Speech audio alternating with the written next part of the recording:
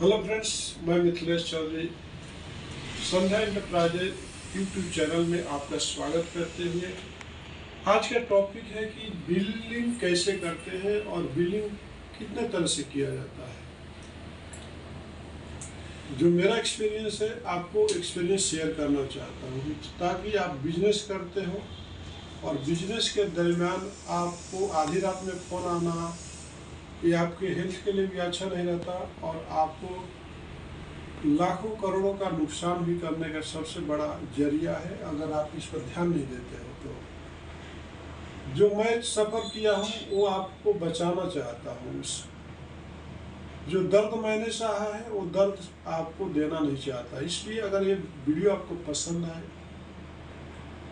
इसको सब्सक्राइब कीजिए और जितने भी बिजनेसमैन हैं उनको ज़रूर शेयर करिए कि चाहे छोटा बिजनेस हो चाहे बड़ा बिजनेस हो, ये टॉपिक बहुत ही ध्यान देने की चीज़ है। जैसे आप कोई भी बिल बनाते हो तो हमको भेजने का दो जरिया होता है। एक तो होता है कि आप बाय रोड भेजते हो, ठीक है, बाय रोड किसी ट्रांसपोर्ट के थ्रू भेजते हो। तो ट्रांसपोर्ट के थ्रू भेजते हो तो ट्रांसपोर्टर का आप जीएसटी नंबर डालते हो और व्हीकल का नंबर भी डालते हो जिस व्हीकल से आप मटेरियल पिक करते हो, और दूसरा आपका ट्रांसपोर्ट का भी जीएसटी नंबर डालते हो, राइट। तो डिस्टेंस के ऊपर आता है कि आपको वे बिल का जो है टाइमिंग जो होता है डिस्टेंस के ऊपर डिपेंड करता है। मान लीजिए 1600-1800 किलोमीटर है तो उसका कम से कम आपको 3 दिन का टाइम मिलता है।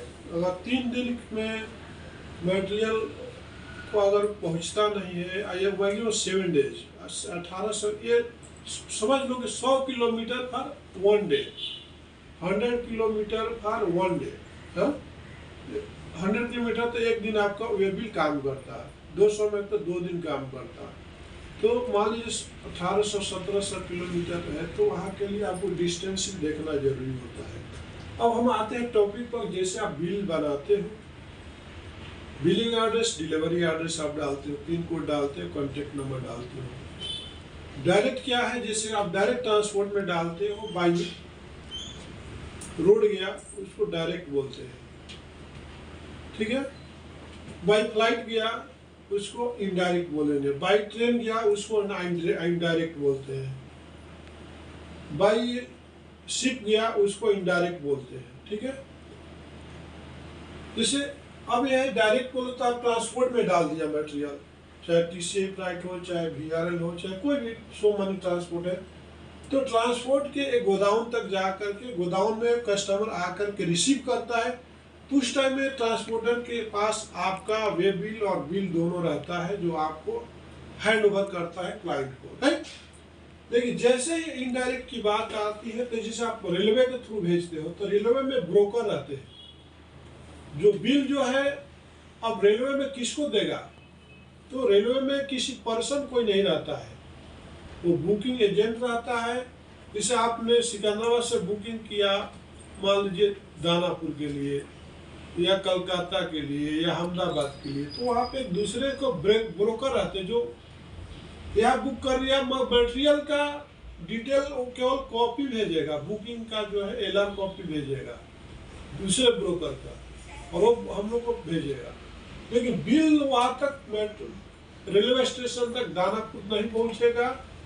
तो वहाँ पे जो अगर मटेरियल छुड़ाने के लिए कस्टमर आता है तो वो तो केवल एलआर कॉपी लेकर के आता है। ये चीज़ पर हमको ध्यान देना होगा कि एलआर कॉपी के साथ आपको जो भी डिस्पैच पर्सन है तुरंत एलआर कॉपी जैसे ही आप उस कस्टमर को भेजते हो सेम डे में आपकी रिस्पॉन्सिबिलिटी है कि इनवॉइस और अगर वे बिल है दोनों आप कस्टमर को भेजिए और उसको इन्फॉर्म करिए कि जब भी आप रेलवे स्टेशन पर जाओगे मटेरियल पिक करने के लिए तो जो पर्सन जाएगा ये इनवॉइस और वे बिल और इस एलआर कॉपी ये तीनों लेकर के जाने का।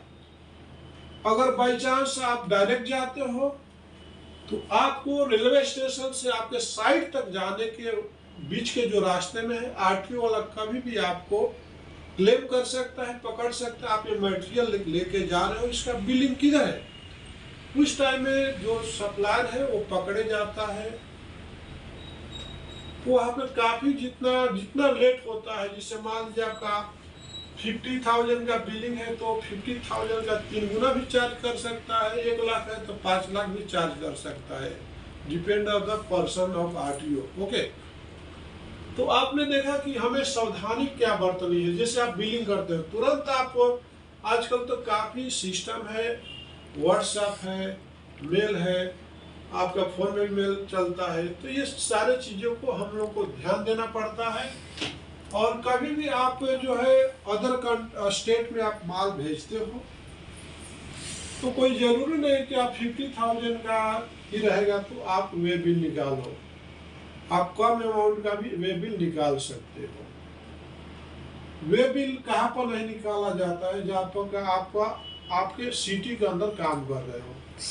तो कम से कम आप इतना ध्यान रखना है कि अगर हम बाहर किसी भी अदर स्टेट में मटेरियल देते हैं तो बिलिंग और वे बिल दोनों होना चाहिए। आप भी देखा कि आपने डायरेक्ट को क्या बोलते हैं, इनडायरेक्ट है। डायरेक्ट बिलिंग क्या है, इनडायरेक्ट बिलिंग क्या है। डायरेक्ट बोलो तो एक गाड़ी आती है ट्रांसपोर्ट की, डायरेक्ट पिक करती है और उसकी रिस्पॉन्सिबिलिटी है एंड पॉइंट तक पहुंचाने का।